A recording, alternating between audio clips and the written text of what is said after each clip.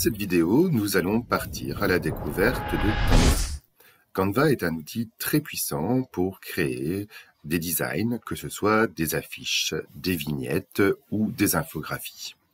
Lorsque vous êtes connecté au site de Canva, vous arrivez sur cette page d'accueil.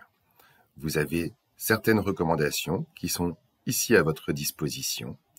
Vous pouvez accéder à vos créations via le menu de gauche, aux créations partagées avec vous, et vous avez également la possibilité de créer une équipe, de pouvoir organiser vos productions sous forme de dossier.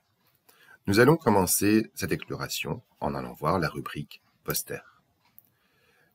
Comme son nom l'indique, cette rubrique va vous permettre de créer des affiches selon différentes thématiques.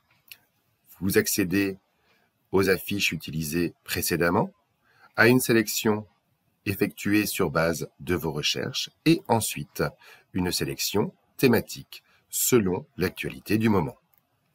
Il est également, bien évidemment, possible d'effectuer une recherche sur les modèles. Vous pouvez travailler par mots-clés, en mettant par exemple ici « recettes ». Vous voyez que les affiches proposées sont directement en rapport avec le mot-clé intégré. Vous avez la possibilité d'effectuer également des filtres en choisissant les couleurs de base et également la langue. Si je souhaite trouver uniquement des affiches en français, je vais pouvoir appliquer ce filtre et arriver directement sur des affiches dont le contenu est en français.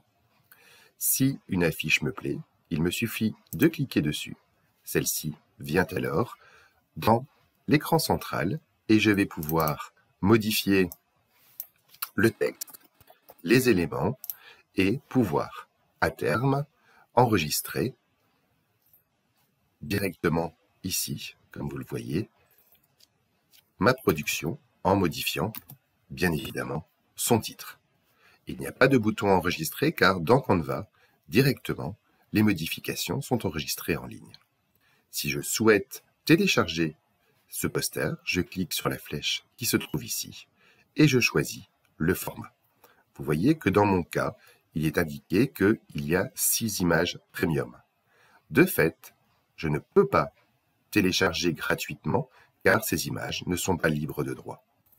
Il faudrait dès lors pouvoir modifier les images qui sont ici. Je peux évidemment utiliser pour ce faire des photos ou des dessins à ma disposition.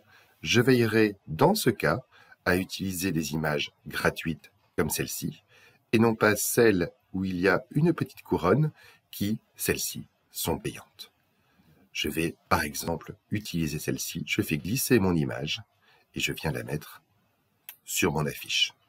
Je vais, pour l'exemple ici, modifier les images qui, elles, sont payantes. Voilà, je vais pouvoir ici terminer mon affiche. Dès lors, je vais pouvoir la télécharger. Vous voyez qu'à présent, j'ai la possibilité de le faire en PDF, mais également en JPEG, selon le format que je souhaite conserver. Évidemment, il s'agit d'affiches, mais elles peuvent être utilisées, par exemple, pour la page de garde d'un dossier ou encore pour toute production que je souhaiterais faire au format A4 pour mes supports de cours.